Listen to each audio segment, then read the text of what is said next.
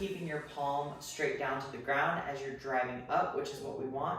We want that internal rotation of the shoulder here. What that's gonna do is it's going to allow your elbow to lead the movement, right? So when your shoulder is rotated from neutral to internal, your elbow will be higher than your hand, which is what we want.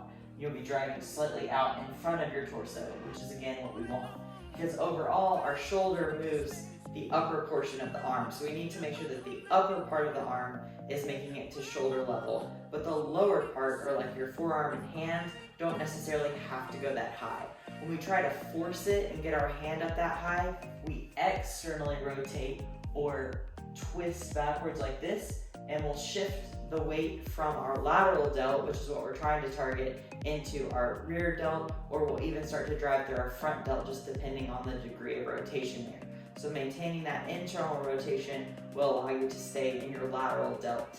Another thing I want you to watch is that tendency to dip your head and raise up through your trap. You're very trap dominant, which is super common in fighters and something that we just have to keep an eye on. So really work on keeping your neck upright, driving up with your shoulder, but we shouldn't see any elevation of the scapula. Your shoulder blade should stay in the same position throughout.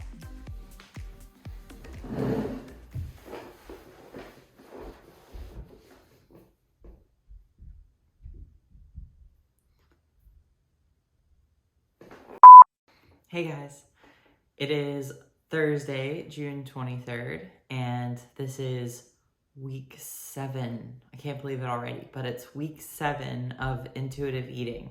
So I thought I would give you an update both on my physique, kind of where I'm at with that, as I haven't done an official check-in with anyone, including myself, in several weeks since I really stepped away from bodybuilding.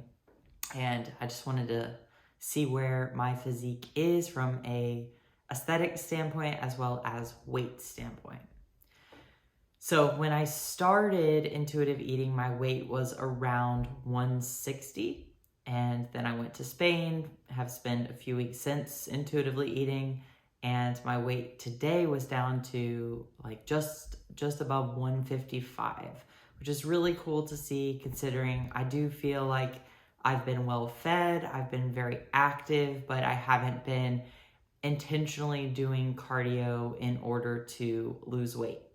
I've had a lot more fitness and performance goals over physique and appearance goals, which has been really cool. But it's been a process, and I've definitely run into some challenges mentally and physically along the way. And for those of you who might be going through this journey, I thought it might be helpful to hear a little bit more about what this experience has been like, some of the challenges you might encounter, and what I'm doing to work through them in my own journey to learn how to intuitively eat. So I'm gonna back it up, give you a bit of a recap of the last 7 weeks and what my current goals are moving forward. So I have some notes here, so I'm gonna be looking down at my computer, but I wanted to really lay this out for you so you could get an idea of the timeline and some of the things that might come up, and hopefully this is helpful. So in week 1, when I decided to start intuitively eating, I came off of a meal plan and went straight to trying to just eat what I want when I wanted.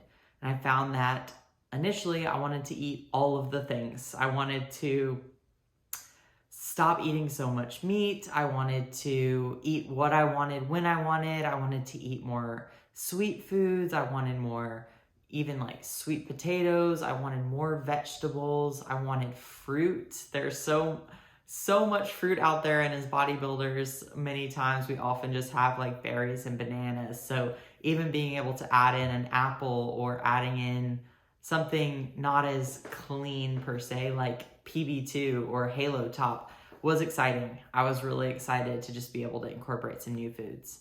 But I found very quickly that I know my body well, and I've had a pretty, I try not to use labels, but a pretty clean diet for a long time. So I know when I feel good, what foods make me feel good, and I'm pretty in tune with cravings for the most part. So I found that I started craving non-animal based protein, and that I started craving things like edamame and grains and seeds and nutritional yeast and a lot of like plant-based foods, which is the kind of diet that I had prior to my real journey with bodybuilding.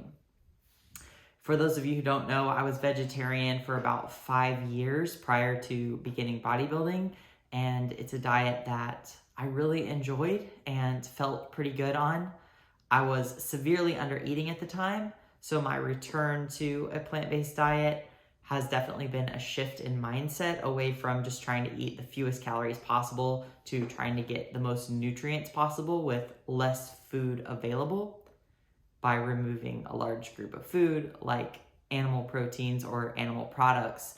It's important that you're structuring your diet intelligently in order to get all the nutrition that you need. So it's definitely a different mindset than before. But weeks 2 and 3 of my intuitive eating journey, I went to Spain. So Dee and I took a trip to Spain. During that time, we were on someone else's schedule. We had to be on a bus at certain times. We went out to eat at restaurants. I was not really able to plan ahead what I was going to eat, which was exactly what I needed. It was a perfect challenge. It made me really pay attention to my hunger signals, to learn to stop when I was full, to trust that there would always be enough food available, to plan ahead when I did have the opportunity to go to a grocery store or gas station and pick up some snacks. I always made sure that I had good proteins on hand, that I had fruit on hand, and that when I went to a restaurant, I got a fairly balanced meal while still really trying to enjoy the experience. And I was really proud of myself for the way that I handled that trip. At that time, I wasn't plant-based. I found that that would be a little bit challenging considering most of our meals were at restaurants or buffets, and a lot of the food incorporated fish. So I ate pescatarian while I was there and just really tried to enjoy the cuisine while also being really attentive to being objective about my food choices, choosing things that made me feel good, choosing things that helped me meet my nutritional needs and that I was getting enough protein, which is always a primary goal for me. On that trip, I wasn't able to train. I did lift one time, but I was actually very glad to take a break.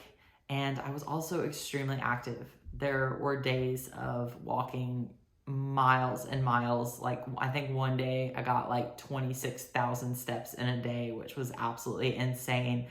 And I came home and found that my weight was actually like 2 pounds lighter despite eating what I felt like was a lot of food, which really gave me a lot of insight into my body's ability to handle food, even though I wasn't controlling my intake or tracking my intake.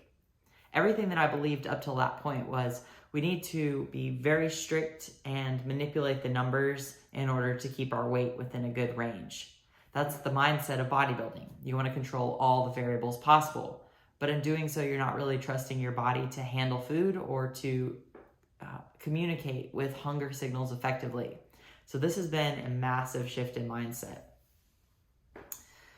Now, week 4 was the last time I caught up with you guys on my week of intuitive eating, where I did start eating plant-based and actually recorded that first video on a plant-based diet. Today, I started my day with the same meal, as I found that has been the one that really makes me feel the best. I've been very consistent with it, and I typically don't eat that meal until around 10 a.m. So I get up, go work at Starbucks for a few hours, and then come home and have that same meal. But a lot of the other variables since that week have changed a bit. So week 4, I removed all animal products except honey. I have been having some honey and some honey mustard. Honey mustard is my favorite condiment, so I don't really see a need to pull it out unless I am really just trying to be dogmatic about being vegan. And there's a part of me internally that wants to adhere to that label because I want to be able to claim that I'm vegan, but I know that that is more of a ego, pride-driven thing. It doesn't really have to do with what I feel like my body needs. Like cutting out honey isn't going to improve my nutritional status or improve the way I feel in my body. It would be more so I could adopt a label. So those are some of the challenges that might come up as you reroute your relationship with food. You might find yourself running up against labels of good and bad, healthy, clean, dirty, trigger, or even labels of vegan, vegetarian, and plant-based, keto. Like these things we want to adopt because we want to identify with a group. We want to be able to tell someone, hey, I'm this. And it is associated with a certain meaning, like a certain level of discipline or willpower, or even like a cleanliness in our bodies. But when we try to push our body down into a label, we surrender that goal of just eating to make our bodies feel good and to function optimally. It's really important that you're being objective about why you're making the choices that you are, and just having grace with yourself if you find yourself leaning towards trying to adhere to some type of list of food rules, because for many of us, that's where we've started with this journey, and that's a lot of what our culture shares is good or consists of a healthy diet. I really enjoyed that week though. Week 4 was awesome because I really started cooking again, which is a love that I've had since I was in middle school. I started just experimenting with lots of different food items that I had cooked with previously, making tofu dishes and Buddha bowls and salads and bakes and all the things that I had been missing. So it was really exciting to reignite my love for food and not feel guilty about enjoying and loving food. I was able to find passion in the process of creating as opposed to the process of trying to fulfill through the process of eating as much as possible to just stay full. I felt full in the creative pursuit just as much as I was feeling full by feeding my body what it wanted.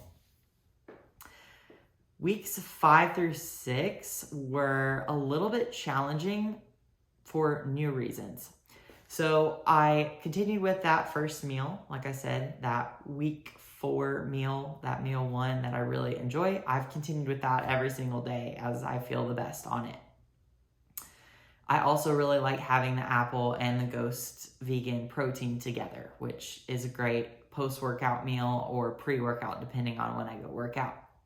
But what I found is I tend to do one more meal in the day that's like a savory meal. So usually it's a combination of like leftovers, or I'll do like lentils and a wrap and veggies or something like that.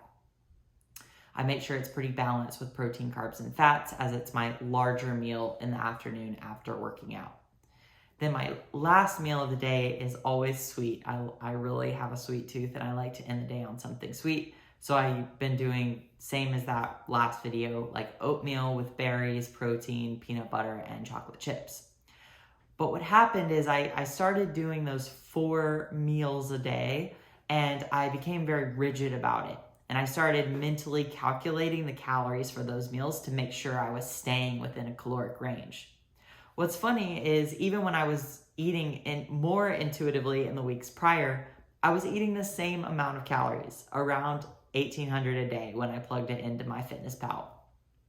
But once I had that number in my head, 1,800, I felt like I couldn't deviate from it. So I found myself really trying to manipulate calories and ensure that I was always within that range.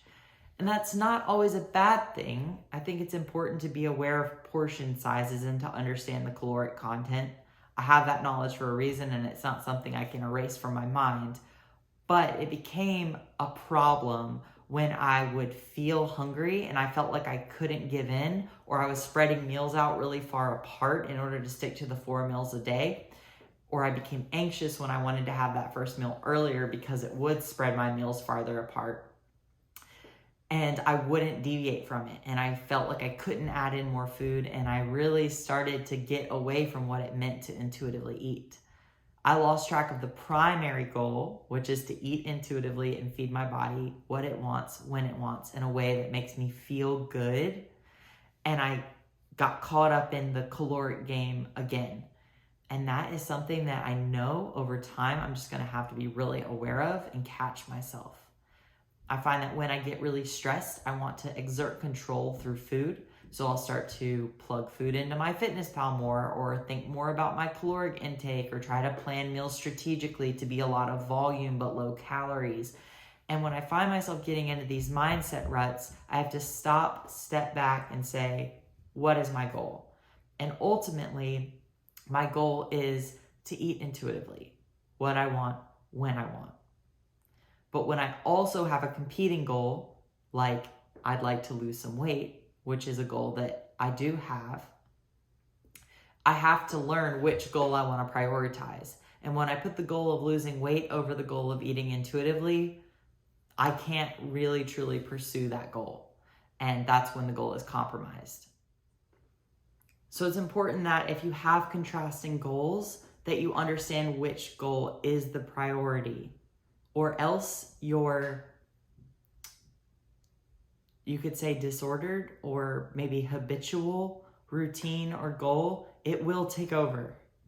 If for you, food is a way to manage stress, if you don't prioritize the goal of eating intuitively to feel good, that goal of managing stress through food will take over.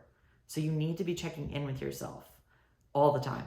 It's tiring, it's exhausting, but you're creating a new habit, and that's an important process that requires a lot of attentiveness and very active awareness and presence when you're eating.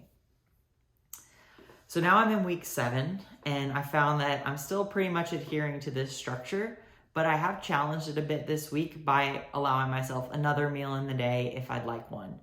So usually what ends up being like that evening meal that's savory, sometimes I'll have a meal before that, and then I find that meal's actually smaller. So at the end of the day, the calories probably all even out because I end up making that meal smaller instead of trying to eat so much in one sitting, because I feel like it's my main meal that I'm allowed to have. But it's been a cool process of giving myself that free reign of, say, I can have anywhere from 2 to 6 meals a day, and I can trust myself to connect with my hunger and know how big to make those meals based on how I feel. But what's required is being really aware when I'm eating. When I get stressed, I try to control my intake of food, but then I have this contrasting habit where I'll start to snack. So one way I tried to address that was creating a big bowl of veggies. I just roast a bunch of veggies a couple days a week, have a big bowl of them and in the fridge, and I can snack on them when I'm feeling actually hungry. And if I'm still feeling hungry after a little bowl of veggies, then I let myself have a meal. But what I found was I was using the veggies to stay so full out of fear of hunger, which is another thing that I've experienced in my past with an eating disorder, that my digestion started really suffering. I was dealing with a lot of bloating and discomfort towards the end of the day as all that fiber intake started to add up. So I had to step back and be objective and, again, give myself permission to have another meal if I'm hungry. And I found that doing so, my digestion's much better, and then I probably, again, end up eating less than when I try to restrict and then end up backloading food towards the end of the day. Some days you're going to be hungrier than others, and I think it's learning the difference between physical and psychological hunger. Psychological hunger may be when you're not feeling fulfilled or full of life, and so you turn to food in order to manage that stress. There's something that's off. There's a trigger psychologically. There's a lot of stress building up through your day, and then food has just become your release because it's not a bad thing in and of itself. And if you've restricted through the day, you're going to be more likely physiologically to turn to food. So then you associate that psychological need with the physiological need for food, and it can kind of spiral out of control. So making sure that you're giving yourself what you need psychologically can really, really help in your journey with food. But also learning that it's a process. Every day is going to be a little different. It's going to present new challenges. But challenges are what constitute growing opportunities. When we run into a time when we feel a lot of cravings come up and we want to just emotionally or desperately eat, we need to stop and say, am I actually hungry right now? Or is there something else that I need? And it may take making a bowl of food, sitting down and eating it, and still feeling that heaviness of dissatisfaction or being unfulfilled, and realizing that it wasn't really the food that you needed, it was something else. But you need to be checking in with yourself through the day, or else you're going to keep turning to food because it has filled that void in the past, even if it hasn't done so successfully. And some days you're going to actually be hungrier, and you're just going to have to give into that, which is where I ran into the problem of, yeah, some days I'm great with 4 meals a day, but some days I'm really hungry and I need 5. And right now I'm doing jujitsu 4 days a week. I'm training 3 or 4 days a week, and I've been running a few days a week. So my body needs a good amount of food to sustain that activity, as well as sustain my cognitive functioning, so that I can be a good coach and a good partner, and I can do creative things like videos and posts. So realizing that food is the fuel that allows you to function at your highest level, truly, it is the fuel. That's not just a saying. It is what your body needs to function. You have to honor when your body is telling you it needs more food, that it might not just be to put on body fat. It might be because your brain needs more food. It might be because your muscles need more food. And you have to trust before you know how you're going to respond. You have to blindly trust that your body can handle that food, and it's going to put it to use so that you can function optimally in these other areas. If you fuel your body before you train, you will train more effectively. But there's no promise that putting that food in your body isn't going to cause you to gain weight tomorrow. So it's again, feeding yourself what you need, trusting that your body can put it to use, and then over time seeing and proving to yourself that your body can handle that amount of food. And if you find that over time your weight starts trending up and up and up, it might be time to make an adjustment. But take that all as part of the learning process. And also detach your worth from your weight. Just because weight goes up doesn't mean that you're putting on body fat. There will be days, I don't weigh every day now, but every so often I'll jump on the scale. And there will be days when my weight is up and I find it affecting my relationship with food all day long, where I want to start restricting again. And that's when I definitely don't want to give myself another meal. And I start questioning the whole process and wondering if I should start logging food again. I have to stop and say, body, I trust you. I know you can communicate with me. These hunger signals were ingrained into my psyche and into my physiological system long before me. They were an evolutionary process. So I have to trust that my hunger signals are going to indicate when I need food. And when I have that trust in myself, I find that my body weight comes right back down. And today I hit my lowest weight yet, even though on the intuitive eating journey, I feel like I'm eating more than I was in the weeks prior, which again just proves to me that when you give your body what you need, your body will honor your goals. I really think that there's a mental and physical interchange there. So what I like to do at the start of my day when I go to Starbucks is I like to journal. And I journal a little reflection on yesterday, from the time that I journaled yesterday until this morning. I make a little plan for today, and then I set an intention for the day. And that may not be around food, but because that is an area in which I'm really trying to grow right now, it often is around food. So today my intention was to slow down and be present, which means when I eat, not eat standing up while I'm making the meal, not go to the fridge multiple times when I'm feeling bored or feeling empty. It's making a meal and sitting down and enjoying it for what it is. It's a beautiful experience. It's an opportunity to honor my body. It's an opportunity to enjoy food and what it tastes like and what it feels like and how it makes me feel, and an opportunity to fuel my body so that I can go perform my best in the gym, perform my best in jujitsu, have more endurance when I'm running. So really taking that time to be present and honoring it for what it is. I also then reflect at the end of the day. How did I do? Did I actively pursue my intention for the day? Did I honor the food that I ate? Did I treat my body well? Did I eat when I was hungry? Did the food make me feel good? If it didn't, what meal didn't make me feel good? What did I experience? And what do I want to try tomorrow potentially to improve the process? Learning that it's all a process and it's all dynamic, and you're going to change each day as your needs change, as your energy demands change, as your body changes, as your hormones fluctuate. Trusting that the process is the intuitive eating. That intuitive eating isn't a destination. That you're not just going to wake up one day and know what to eat, when to eat. That each day your body is going to teach you a little bit more about what it needs, and you're going to learn to evolve as your body evolves. It's also a process of rebuilding trust. It's a relationship. With every other relationship in our life, we understand that it takes time and energy and consistency to build trust, to get to know someone. When you don't know your body, and when you don't know how to handle food, and when you don't know your hunger signals, it takes time, and you have to give yourself the same amount of patience and understanding and willingness to learn. And learning occurs through failure most of the time. That willingness to learn will allow you to start to build what intuitive eating looks like for you today. And it may change tomorrow, and it may change in a year, but today it's just about honoring your body and what it needs and being really present to the signals that it's sending you.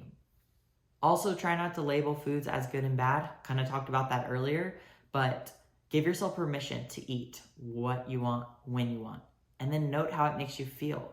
If certain foods don't make you feel good, that's an important indicator that it might not be what your body needs. So staying objective about that and even following your cravings to a degree can give you a lot of insight into how your body best functions and the fuel that it needs to perform in the way that you want it to. There is no perfect diet. Your body is changing all of the time. The seasons change. The food availability can change, especially in times like now. And it's important to just honor that evolving process. There are lots of diets that are centered around the changing environment, like the seasons, or like Eastern focused diets that talk about the balance of yin and yang and the flavors and heaviness of foods and creating that balance in your body. So understand that there's a lot of different ways to eat. There's a lot of theories around it. But there's no perfect way to eat.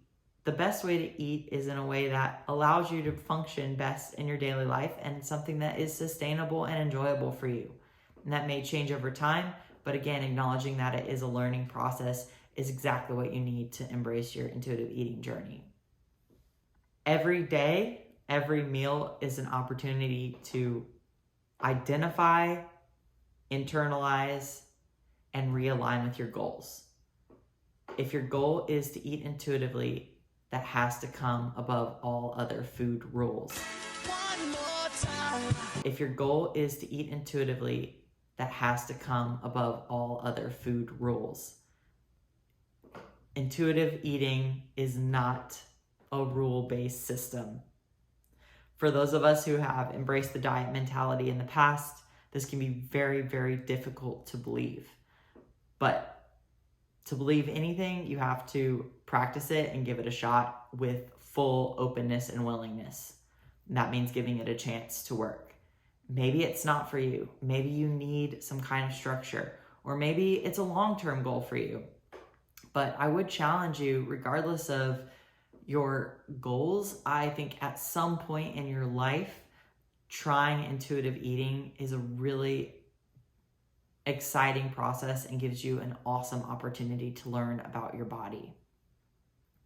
So right now, my primary goal is to develop a healthy relationship with food in my body, which means I don't weigh every day. When I look at myself in the mirror, I immediately go to those things that I'm really excited about, the areas in which I feel like I'm gaining mobility and improving my posture, where I am seeing more definition and muscle development, areas that I'd like to work on, which gives me some indicator into how to make changes to my program. But overall, starting and ending that reflective session on what I'm excited about, what I'm proud about, and how much I love my body and what it's able to do for me and what it's teaching me day to day. I don't always believe that, but it's what I tell myself. And I find that positive self-talk has really helped me in my relationship with my body. I'm really starting to embrace my body where it is for what it is. I'm definitely not the most muscular I've ever been. I'm not the leanest that I've ever been, but I feel good, and I feel like I'm finally approaching what food freedom might look like. And that's going to be a journey, and it's going to take a lot of time, and I know I'm going to mess up along the way, but I couldn't be happier about what I've experienced so far, and I really can't wait to just keep pushing forward on this journey and learn how to share the process to eat intuitively to help others find this level of food freedom. So I know that was a lot, but I hope that was helpful. I'm going to continue sharing this process with you guys and reflect back on the journey as I go. But I wanted to give you a lot of insight into this first phase of my intuitive eating journey and what it looks like, and hopefully give you some inspiration in your own journey with food and your body. I'm going to move on with the day, continue knocking out some check-ins, as well as move forward with my day with training and with my diet, and I'll share that with you along the way. But please remember, like, subscribe, comment below anything else you'd like to see or hear about along this journey. I'll definitely be sharing it with you along the way. Let's get back to work.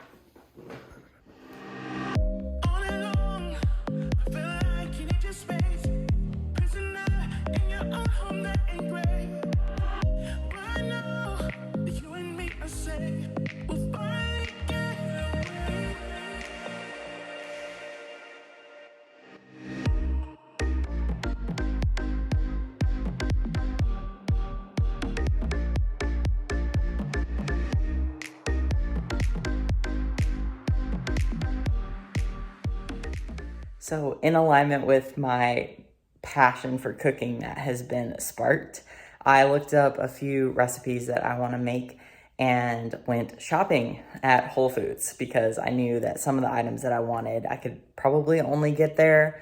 And I went ahead and just grocery shopped at Whole Foods. That's something I normally avoid because it can be really expensive. But today I got 5 whole bags full of things for $147. So I think I did a pretty good job, and I'm super excited. I'm starting to think about food as an investment in my health and an investment in my joy. If I can feed my body well, maybe not always organic, but maybe when I can, when the budget allows, why not? And also branch out and really embrace my passion for cooking. It's feeding myself in multiple ways. And again, just reconnecting with that love for food. So I'm going to now attempt a vegan ranch, and I will show you how it turns out. So I just spent like the last 45 minutes cooking. I ended up making a vegan, ranch dressing. So I just wanted to try something out. All the vegan ranch dressings that I found at the store are really high fat. They have oil in them, which I try not to add a lot of oils, or I try to stick to like extra virgin olive oil or avocado oil.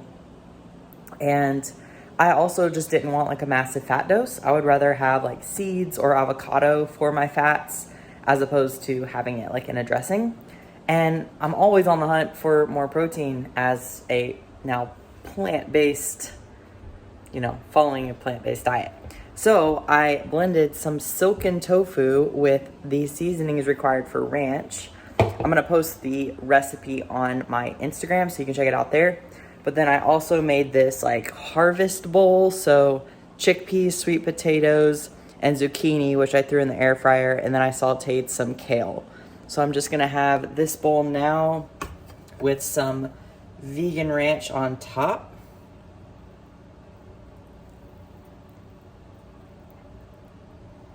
And since the ranch is just tofu, it's my main protein source for the meal. Cannot wait. Super excited to be branching out. And I'm definitely going to top this with some sunflower and pumpkin seeds to get some extra fat and probably some nutritional yeast because I pretty much put that on everything.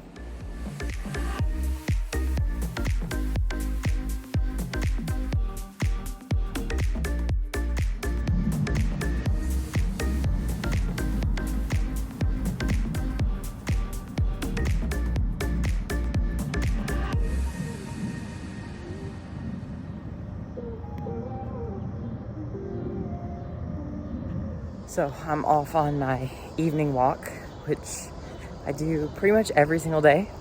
Usually it's with Dee, but she is out of town recruiting for the week, so having to make it alone. But it's been nice. I like this as a time to just kind of wind down. Helps me get some extra steps in. I do feel like it really helps with digestion in the evening as well. But it also helps me brainstorm. I have trouble just sitting and thinking. So taking time to go for a walk where I don't usually have my phone, and just to talk through things I'm learning, things I'm thinking about, or ideas that I'm working on building. It's really helpful because I don't really feel like I take a lot of time to brainstorm and just be in my mind very often outside of thinking about work. Right now I'm working on writing a book, so times like these are so valuable to just sit and reflect on the day and think about some of the ideas that are going to contribute to it. It's like before this walk, I reviewed my outline, thought about the next portion of the book that I'll be writing, and it gives me something to just kind of work through in my mind while I'm on a physical journey as well. So your walks can be productive. They don't have to take away from your day. They should add to your day. They should really give you an opportunity to do some of the self-work that we often neglect throughout the day. So if you're having trouble getting activity in, think of it as an opportunity to invest in yourself, not only physically, but mentally and emotionally. So I just made a massive personal investment, and I bought a Ninja Creamy. So this is a cool machine that allows you to make like homemade ice cream, and I'm working on perfecting like a good vegan protein ice cream. So this is my favorite vegan protein, the peanut butter cereal milk Ghost. And I've tried this before. I tried this last week with that and unsweetened almond milk, and it came out really powdery. So this time I'm doing it with unsweetened almond milk and a little bit of coconut concentrate, or unsweetened, here, I'll just show you. No, evaporated coconut milk. So I wanted coconut cream, but they didn't have it. So I did this, and then I found coconut cream today. So if this one doesn't work, which I already mixed together here, if this one doesn't work, then my next experiment will be with the actual coconut cream. But you have to freeze it 24 hours before. So I'm gonna go ahead and see if this one works. And if not, I'll improvise for tonight and attempt another recipe again.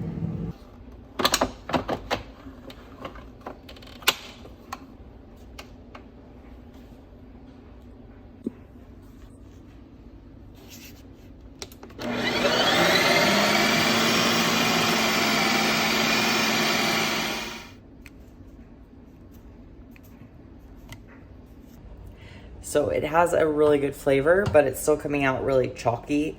So I think I still need something to make it more milky. So I'm gonna keep playing around with it. In the meantime, I'm just gonna improvise. Well, instead of waste it, I decided to go ahead and blend it up with some more almond milk and ice. I made an actual bowl of ice cream with PB2, dark chocolate chips, and Kashi Go Crunch. So I'll play around with the creamy, keep you updated on recipes.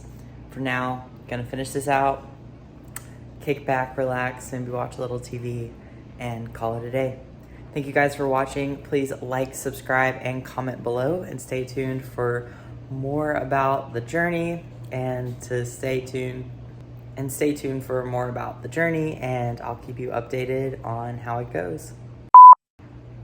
Please like, subscribe, and comment below. Let me know which. Don't forget to like, subscribe, and comment below. Also check out my another one. Don't forget to like, subscribe, and comment below. Please let me know what you guys want to see, and be sure to check out my Instagram and TikTok where you can find a little bit more about my journey, and I'll be sharing some cool recipes.